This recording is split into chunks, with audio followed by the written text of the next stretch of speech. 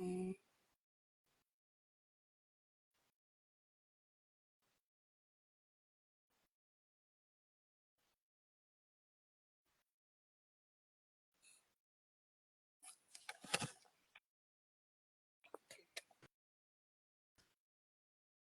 Okay, it is not working, so let's do it like this. You start the live. I'll just post on Insta really quick 'cause I don't know how it shows. It just says you're unable to join. It's so weird. I know it's my phone. Um, but yeah, maybe you can like initiate it and then I'll jump on or you can invite me. Oh wait, hold on. Oh Yes, my there we go. God. Yeah. Oh my goodness. When it popped up, I thought, no, don't go. Not now. This is like a thing with my Instagram. I don't get it. It's like LTs will always work and mine just doesn't. But Got the magic, anyway, you know? oh my It's God, I just have like because she's LT. I know. I have a room full of like 19-year-olds out here that I'm like, can one of you help me? But they also don't know. Really, it's so nice to meet Totally. you. Likewise. Finally, finally got this technology worked out. Now we can focus on the actual point, which is to talk Yeah, about the podcast and definitely. stuff. And Yeah. I see there are people from my feed too who are joining, which I totally was not, I didn't realize. Hello. Yeah. Wasn't Yeah. expecting that. Yeah. I guess it will invite like from both people's feeds. It'll let our followers and your followers know that we're live. So Okay, interesting. yeah. Well, we can we'll wait until like 12 to actually start the conversation, but since there's some people in here, they can hang out and listen to us get situated and stuff like that. Unfortunately, Instagram just does not really let you like jump on early and organize yourselves. You just gotta be ready to go. But That's something they can maybe improve someday, ideally. I have so much Send them a feedback note. for them. Anyway, I would love to do this from my laptop, but you can't like have a co-host from your laptop, which is very, very Oh, annoying. interesting. Yeah. I have a lot of feedback for them, but anyway, um, let's see. Okay, do you have any questions before we actually start Um, conversation? I don't think so. I have written down some notes, so hopefully it'll be all right. And uh, yeah, I'm just gonna try my best not to get too technical. Um, Yeah. but it was so research heavy as well, and typically it is Mhm. on our episodes too. So I think like this episode was really relatable, um, because it was talking about the experiences of the first gens from their points of view and not like kind of imposing this like very academic language on them, but it was like, how do they talk about these things and how do they see yeah, them? So I feel like it will translate really, really well. And um, like I'll probably bring this up, but when I was listening to it, it's like I was kind of where you were, I think, or I was kind of trying to grasp what they meant by like hustle, but not grit.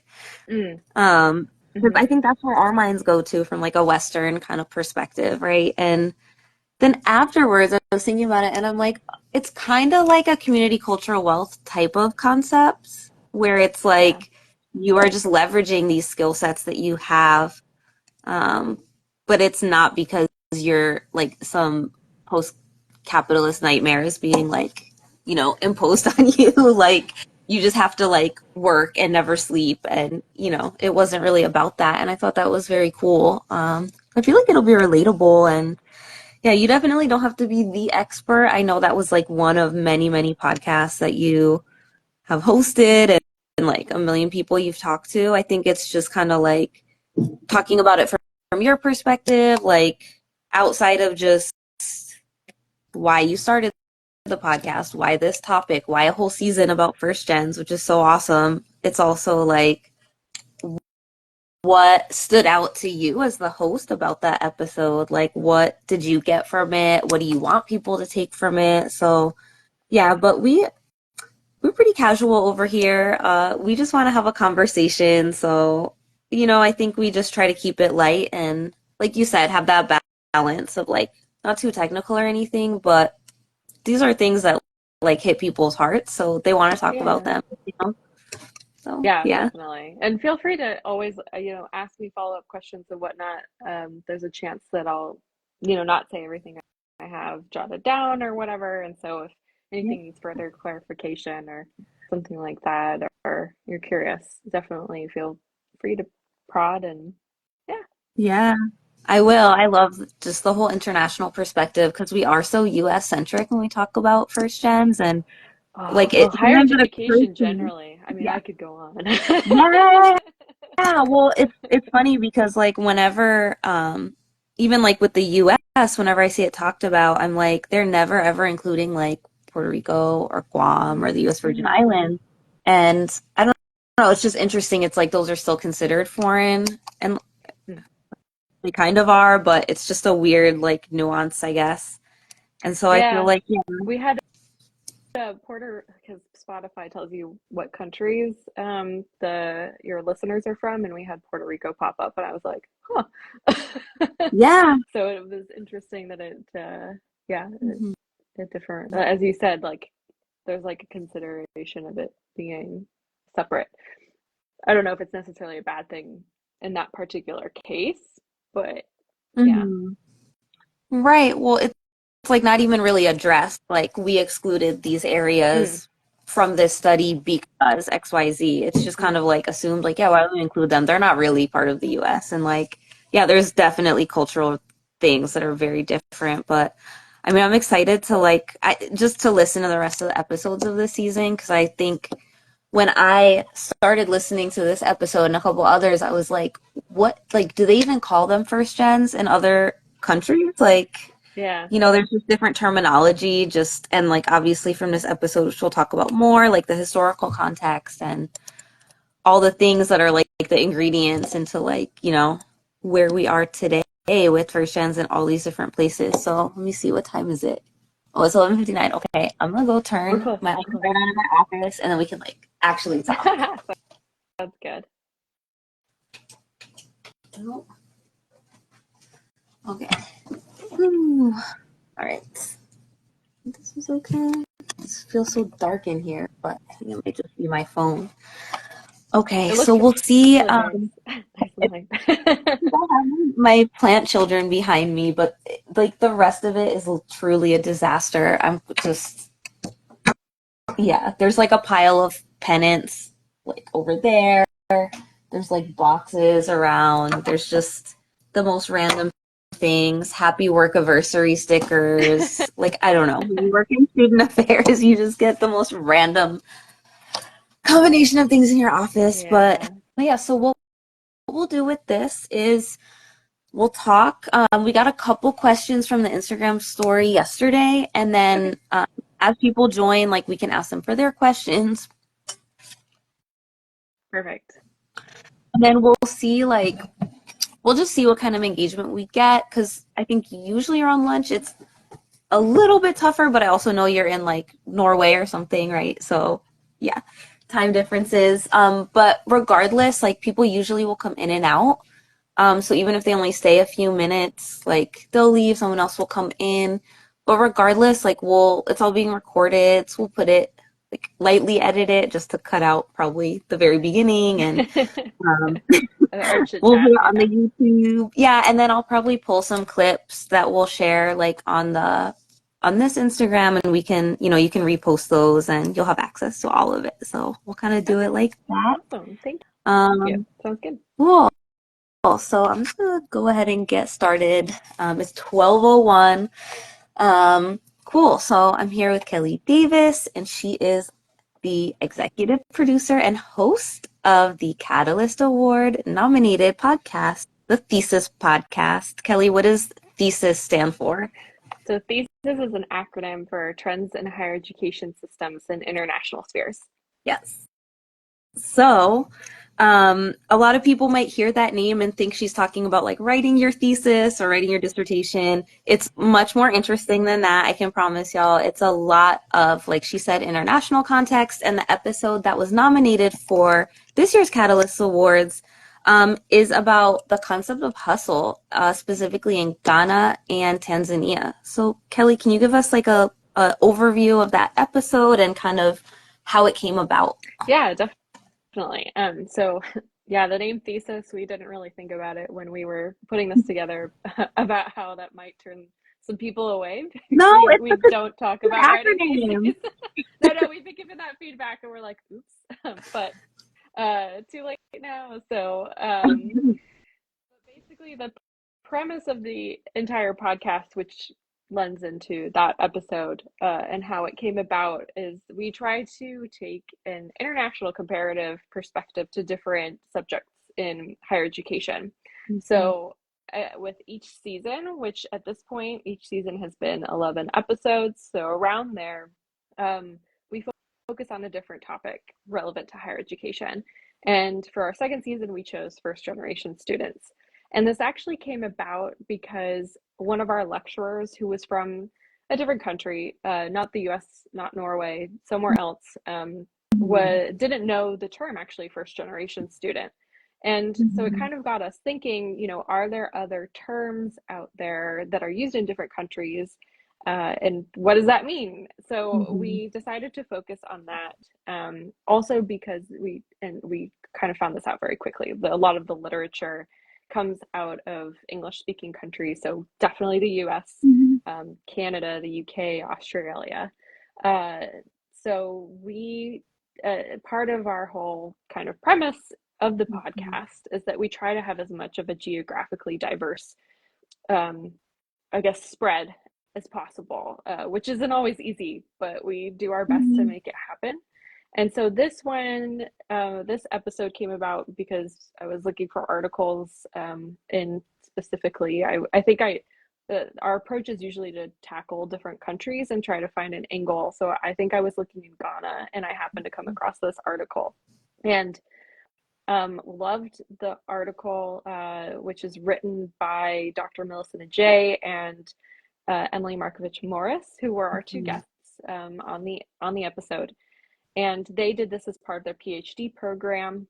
Mhm. And so we really liked it because the research was comparative in and of itself. It had this really interesting perspective. The the the methods that they use were very interesting, but Mhm. uh, and then on top of that, Dr. Ajay, she's a practitioner at Ashesi University in Mhm. Ghana, and so she works. She's the student of kind of student affairs, one of those contingents, and she touches a lot of first generation students herself, or she works with, I should say, Heather.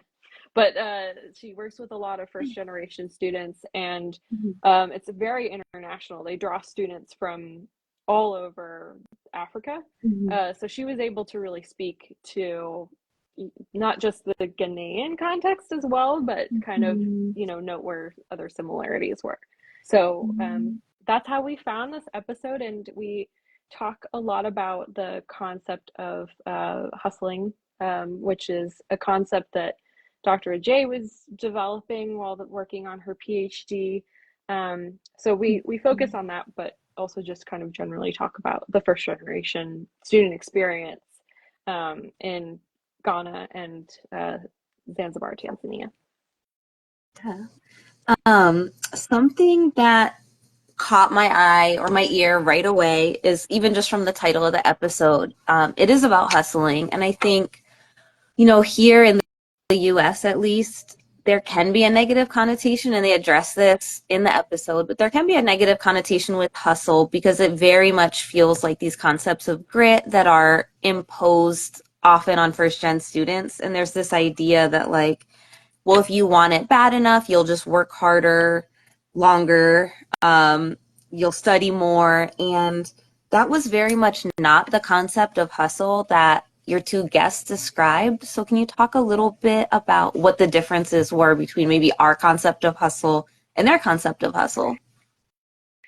Yeah, so I am not as familiar with, I mean, I guess I could, grit is a little bit trickier for me. Resilience, I do understand. I think what they also were comparing it to was when we talk about when, like, the what I think is an even more negative connotation of like you're trying to hustle someone, so you're trying to get something out of them. Um, Mhm. and so I think they were really trying to say, no, this is about something totally different. And the concept Mhm. of hustle that they're talking about is really about these students pulling from their resources and using what they already know or what they have to address kind of the challenges that they face in getting to their higher education studies, or some of the students were in kind of the high school level as well. But Mhm. so we talked about how it's kind of almost like the students have a toolbox, and so they reach into the toolbox when necessary to use what is in their toolbox, to help them get to school, get the financial resources that they need, Mhm. kind of work with their parents to make sure that everybody's on board with what it is that they're doing. Mhm. That's kind of what they meant by hustle. Mhm. And they did want to make sure that this was something, as you mentioned before, is coming from the youth in the global South, Mhm. as kind of defined by those that youth, Mhm. um, Mhm. which is like a really big issue in sociology, and I won't get into that. You can So get into I'm it if you want well, to. I'm no expert on that for sure, but yeah. So I mean, I think that's one of the things I really liked about this episode was Yeah. their concept of hustle, and how they really Mhm. talked about how it's students drawing from their communities. So the community plays a huge role, which I think is something that we definitely see in Mhm. other contexts. Mhm. And we might talk about, the differences, the slight differences, but at least from my perspective, about that Mhm. as well. But Yeah. I think, I never really thought about when I was listening to the episode, the idea of hustling someone and that negative connotation. So it's it could interesting to be they hear didn't mean because that. So maybe they did though, because I can see it. I can see how they could have meant that. I mean, where I'm from, I feel like people say all the time, like, yeah, you gotta hustle, and it's just like you gotta make it happen. And it's a very similar concept, I think, of just like using what you've got.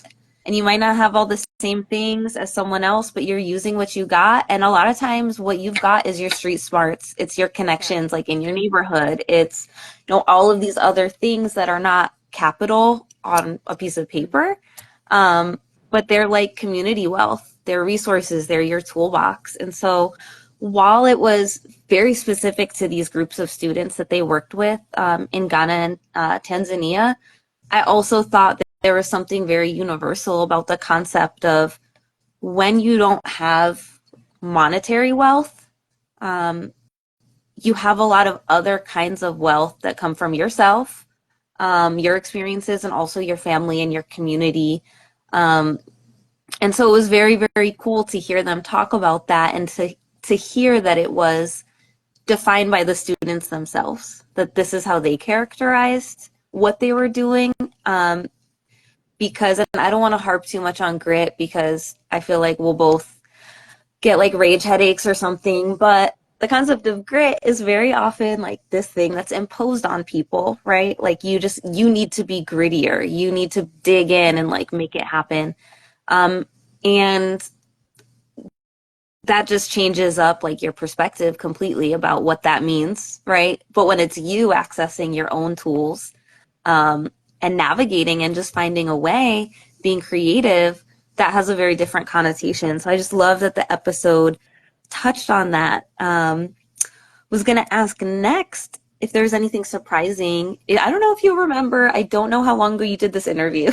If there's anything surprising or anything memorable that you took away from your conversation with Millicent and oh my gosh, I'm blanking on the name. uh, Emily Emily. Martinez. I had the Yeah. last name, didn't have the first name. Yeah. You know, something that I continue to reflect on when it comes to this episode, like I've thought of it very randomly, but is actually this concept of pulling on your community, and the way, because I can't I did listen to it, within the last 24 hours on 1.2 speed. So on my way to wherever I was going. But so I'm trying to remember if they touched on kind of, I think, because I think I asked like what is the relationship that people have Mhm. when they ask for money? Um, because Mm. I've had conversations with friends of mine who are from other global south contexts, uh, and I've just really reflected a lot on how people kind of interact with their communities, and Mhm. I feel that, in the United States, it's determined as, a very individualistic culture. And there are, of course, subcultures or communities that rely on community, um, Mhm. and kind of are away from that individualistic element. But I still think that there's a lot of kind of shame in, even if you were able to talk, gather resources from your community, um, it's not necessarily something that you would openly share with other people. But I don't get Mhm. that sense. And so I thought for me that's something that I've reflected a lot on, and I think plays a role also in maybe this concept of hustle and how it becomes a very positive element. Mhm. So I Mhm. think that was probably maybe not surprising, but something that I just have thought a lot Mhm. about since doing this Mhm. episode. I think it's so common though that often like what first gen students or any kind of non-dominant student is most proud of is something that is either not understood as a strength or not accepted or even looked down on by kind of like a dominant population. And that can be in higher ed. It can be even as a professional. You know, there are tons of things that I'm like, these people are not ready to hear about this. So I just keep it to myself. But my office is actually mostly first gen professionals. So we can talk about those things. And it's like you're kind of, navigating those spaces and thinking like, what's going to be too much for this group of people that is just Mm, not ready to hear it, or what are going to be the things that I'm proud of that they're looking down on. So it's just interesting to hear. I guess that's one of your takeaways. Is that something you've seen? I guess like in the rest of the season, because I know the whole season. If you want to talk a little more about the rest of the season, please feel free. But is that something you saw in the rest of the season on first gens that there were kind of these different worlds that they were inhabiting? um, yes, I mean, I think that that's one of the commonalities. So that's one of the things that I really like about doing this comparative work. You see the differences, but then you also see a lot of similarities. And I definitely think that discussed that in a number of cases. I'm just trying to think. We had an episode on Brazil, and that was really Mhm. talking about kind of the activist communities that these students were a Mhm. part of Mhm. sometimes. And that definitely the, I'm haven't listened to that episode since I recorded it, so I'm like, oh, I don't remember exactly what we said, but I just remember there was definitely some of that kind of different world Mhm. aspect that played into that for sure. Mhm. Um, yeah.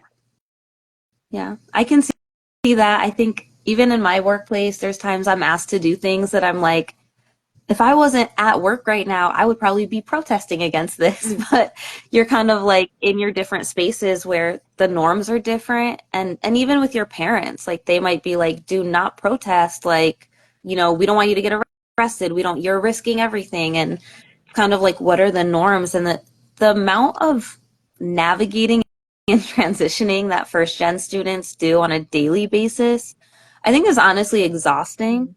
mm, Um, and I feel like it's something that, as you look at these comparative spaces, because we talked a little bit before others jumped on about how a lot of literature is very US centric when it comes to higher ed. It's like looking at some of these commonalities around the world, you really start to see certain patterns come out. So very, very interesting uh, very interesting topics. Okay, so we have a few questions. Also, LT is here. Hey, LT. And a couple others. We had a couple questions in our Instagram story. So I was gonna post up one of them here, and it is, what advice do you have for people who want to start a podcast? Oh, I was not expecting something like this, but that's, yeah, something I maybe feel a little bit more confident about. Great question. I think, I'm part of this podcaster Facebook group, and I just am kind of a lurker. I just watch what goes by. But a lot of people ask something similar to this question, or they will even say, I'm getting started and I'm just here because I, need a boost. And I really like that particular Facebook community because people are super encouraging and helpful. But one of the things that does come up is that you should not go into it for the money by any means. Do it just because you want to and you enjoy and you feel like you have something you want to talk about. I have spoken about podcasts before as a means of building your network. If that's what you want to do, it's a great way to, if you're like, this doesn't exist, this little niche, and I want to meet more people who talk about this. You can use that also as a networking tool. That's something that we are looking at maybe doing a little bit more with Thesis because, the fact of the matter is that if you're not like a big company that already has like a marketing arm and you're just, you have full-time people who can put a little time into this, like, Yeah. it's not gonna, I mean, sometimes it's random. I don't want to discourage anyone, but, so yeah. And I mean, there are lots of free tools out there too. So it's definitely a feasible thing to do if you want to just do it for fun and do it so you can talk to people and explore with different editing tools and stuff like that, like gain a couple new skills. So yeah, that's my advice. Do it because you want to enjoy that process of talking about what it is you like. Yeah. So I know you have a team that you work with on this podcast. So can you talk a little bit about who they are, what they do, and Yes. whether you think it's necessary for a podcaster to have a whole team versus just going out on their own? Yeah, definitely. So we are now a team of seven. We have originally kind of five core people, and we've recently added two more, which has been great. So they are, I'm like, oh, I hope I don't forget anyone. So we've got Tracy, who's kind of our director of communications, who is really great about emailing, doing outreach to guests. She's been managing our LinkedIn account, which has been fantastic. We have Angelus, who was kind of our editing wizard because her husband's also an audio engineer. So and she is also extremely talented and is a professional marketer. So she was able to, really pick that up. But I do some editing as well. And then Ayla, she is a researcher primarily, but then she's recently started editing, which is fantastic. And then we have Katya, who is a researcher. And we've recently added Sophia and Pedar, who are also kind of researchers. Sophia does a little bit of marketing elements. I have done a few podcasts, and it really depends on what you're going for, the quality that you want when you're producing these, how many people should be involved, and how much time you have. If you are living your best life and you have, money is no issue and you have all the time in the world, then you could do it all yourself. If that's not the case and you don't mind it being just kind of you and you're the one who reaches out to guests. I know people who do this and they kind of incorporate it as part of their job. So they're already maybe interacting with other professionals in their space or something of that nature, and they don't have to do too much editing, or they say we're not doing any editing. um, you could do it by yourself. But if you want to edit and you want more Mhm. quality and you're not Mhm. already an audio wizard or a video wizard, we don't do video Mhm. yet. I'm like, I can't handle that. But so the more you add, the more time it takes. Mhm. So working in a team has been phenomenal on this project, and I think that we all really gain from it. Well, I love that. I think a lot of people don't realize when they listen to a podcast how much is going on behind the scenes. So very cool to Yeah, hear about it. What would you say takes the most time? usually editing Yeah. for sure. Okay. Yeah, on occasion research. Mhm. It kind of just depends because you might spend a long time finding the right topic and finding the right guest for that topic, and then they're fantastic, and you don't have to edit too much. Or Mhm. you can spend a normal amount or a long amount or however long researching, and then when Yeah. it comes to editing, sometimes it depends. Sometimes the person gets nervous. Mhm. Sometimes they have a lot of filler words, which is totally fine. And actually, a lot of people don't necessarily care about that when they're listening. Mhm. Um, or they might have maybe the audio quality was off. So the more of these things, they can take time to sort of fine tune and make sure that they are what you're looking for and how you want Mhm. your podcast to be presented. Mhm. Okay. Yeah, I can imagine it takes a lot of time. I have a boyfriend who does TikToks about the Japanese language, and sometimes I'll watch him edit like a 12-second video for like half an hour. I'm like, what are you doing? So I have no idea. I don't do those kind Yeah, of things, but I see him and I'm like, okay, if that 12 seconds took a half hour, I can only imagine how long these podcasts take. But video. Oh man. yeah, it's not for me. But it's interesting to hear that it is a skill because I think more and more people are self-teaching Mhm. things like editing because it's like one of the ways that we communicate and share information now. So it's interesting to hear that I'm guessing you taught yourself a little bit of the editing. Yes. Yeah, I Mhm. did. I started with GarageBand, and I Yeah.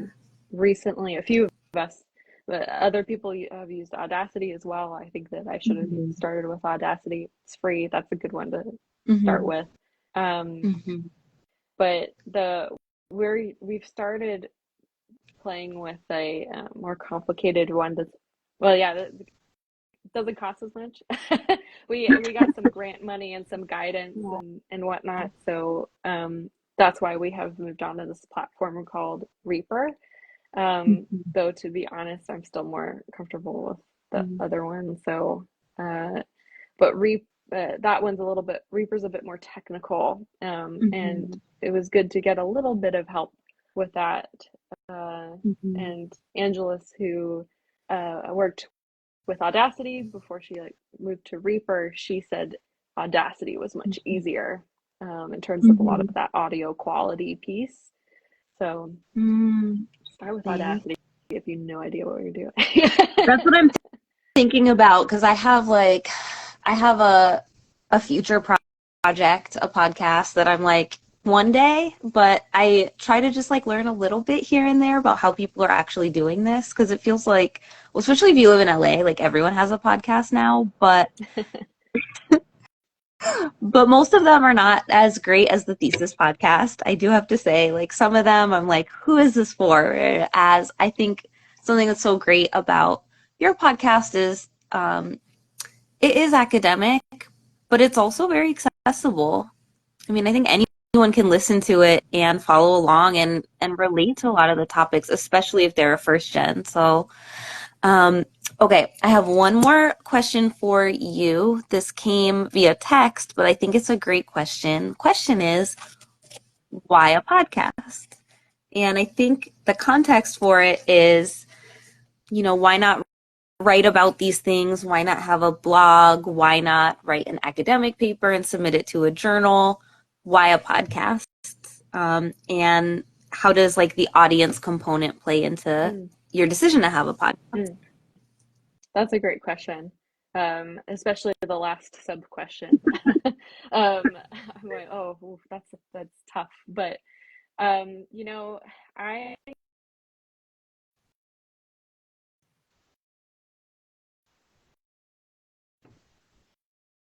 loading, but uh, sorry, can you hear me, Stephanie?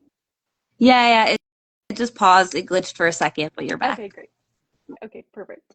I was just saying I'm a bit of a nerd, so I've researched Mhm. podcasting a little bit and its effects. Not too much, just like you read literature on it. But there is some research that is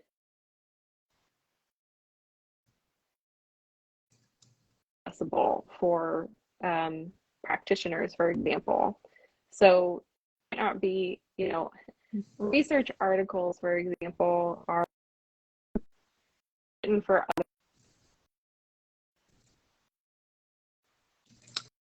Oh, you know what? policy and policy influence and Mhm. Let's see. Can you hear me? It kind of glitched everything okay? again. I think you're back, maybe? Yeah, I think it's just on a slight It delay. could It's be my giving me like the internet. little circle around your face. But let's see. Because you're looking a little pixelated to me, but I don't know how I'm looking to you. Should I maybe try? Yeah, I'm getting yours too. I can turn my camera Mm, off. yeah, let's see if that can help. That's my only strategy when the internet is like not You super fast, are so. loading. Okay. Yeah, maybe if you Yeah, can definitely. kind of like start a little. I heard you saying that you did a lot of research and maybe starting from there. I think I have a guess about Yeah, what you were saying, but maybe for anyone that's going to listen, maybe take it from the top a little bit. yeah, no, totally. So I was researching. Yeah, can you hear me? Mhm. Okay, great. So I was researching uh podcasts, kind of like what they're what they're good for, and kind of summation. You know, they there's a lot of different things that podcasts can be used for, but one thing that has always really stuck out to me is one article which talked about how it was more accessible for practitioners. So the so a research article is typically written for other academics, especially other academics in the area, but maybe also, you know, follow up on that, and then highlight the main points, right? So uh, the idea of doing things in a podcast is to make it more accessible. You don't have, well, I mean, you could put it behind a paywall, but that's up to Mhm. you. Yeah. um, but not just in terms of whether or not you can, you know, need to exchange money for it, but also in Mhm. terms of when do you have time to intake that information. Mhm.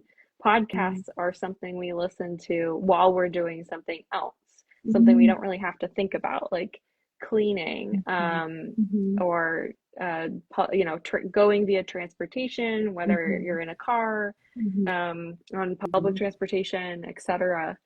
Maybe not a bike. I don't really recommend that, but you never know. So, um, Right. but the point is that it's something, it's shorter than reading an article, and it's also just easier to understand. You know, no Mhm. offense to all the scholarly researchers out there, but we're not easy to understand. Um, we take there's a you need like a lot of attention for a research article, a scholarly piece of work. So a podcast also creates more of a discussion and more of a dialogue. And I mean, there are, believe it or not, discussions around like how do you, in a sense, do some sort of quality assurance Mhm. on podcasts, because you know you have, if you're like a really robust podcast, you'll have fact checkers. So, Mm-hmm. that's like news podcasts, I think.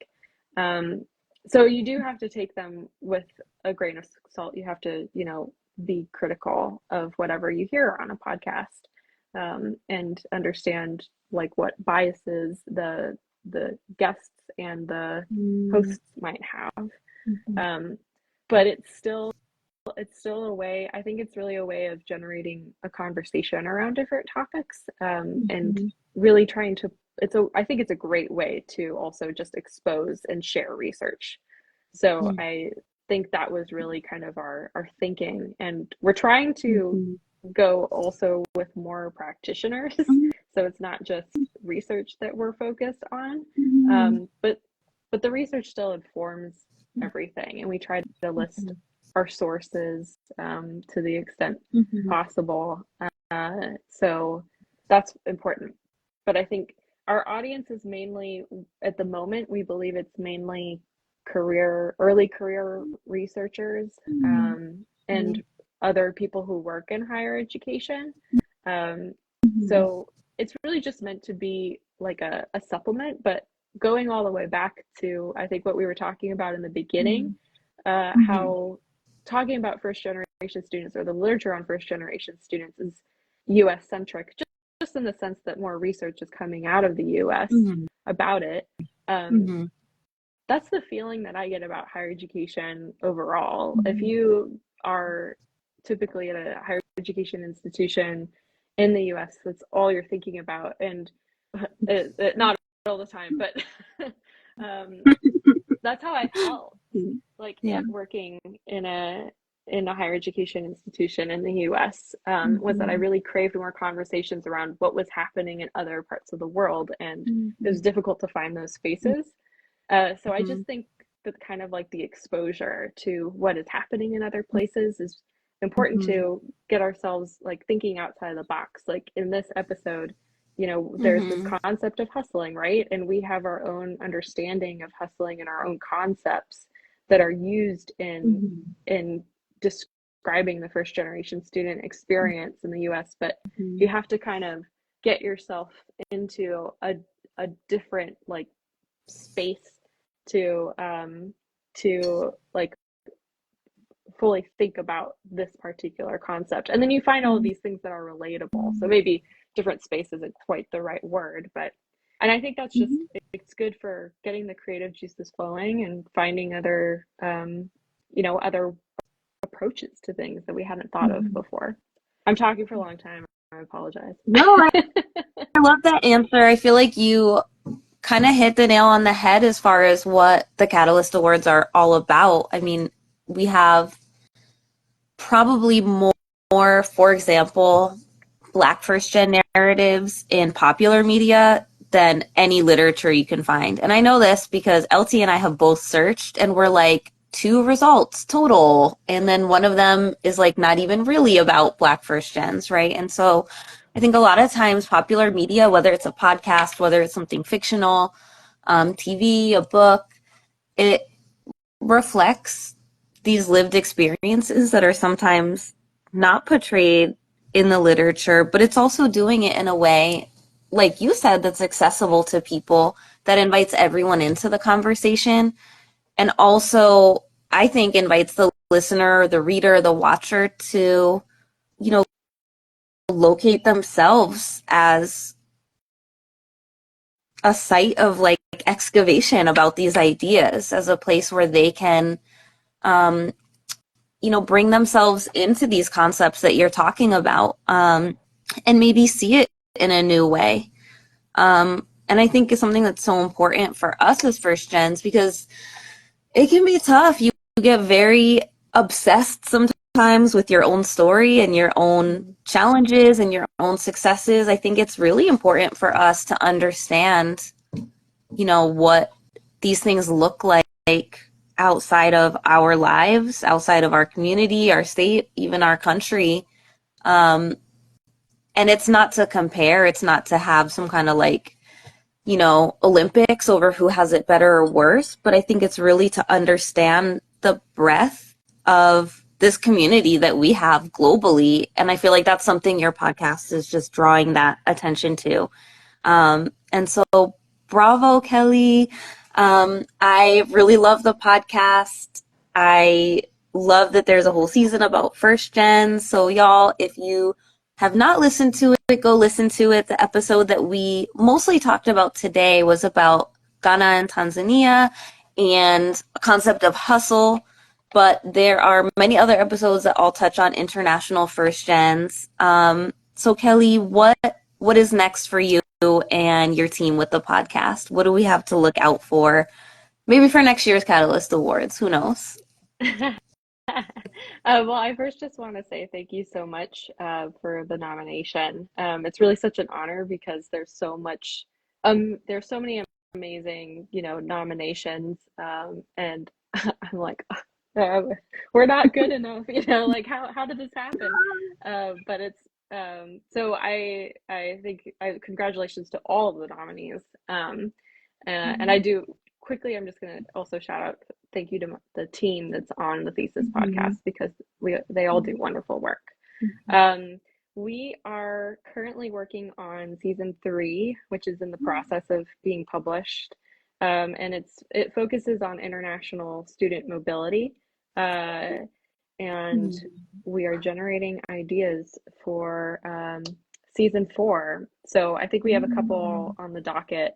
But we're also looking at maybe kind of restructuring how we go about our episodes. It's we're all finishing our program right now, so there's a lot of open doors, uh, you know, um, open-ended questions, which is exciting. So there might be some changes. There also might not be. I'm just saying, be ready for anything because that's what we're doing. Okay, so y'all heard it here first. Be ready for anything. Something exciting is coming. Kelly, thank you so much for your time today. We are going to save this recording, post it on the YouTube, and I'm going to sharpen up my editing mind so that I can pull some clips from this. You have inspired me, and we'll Power to post some you. Power clips. to you. We'll post some clips on this page, hopefully on our Twitter. So just stay tuned, and the Catalyst Award winners will be announced in about a month at the FYE First Year Experience Conference in Seattle.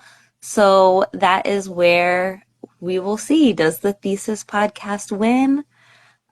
Is it one of the other amazing nominees? Is it a 5-way tie? We don't know, but we will find out in about a month. So Kelly, thank you so, so much. And we will continue to talk. I'm sure you'll be back. So, all Thank you, Stephanie. Thanks so much. right. Bye.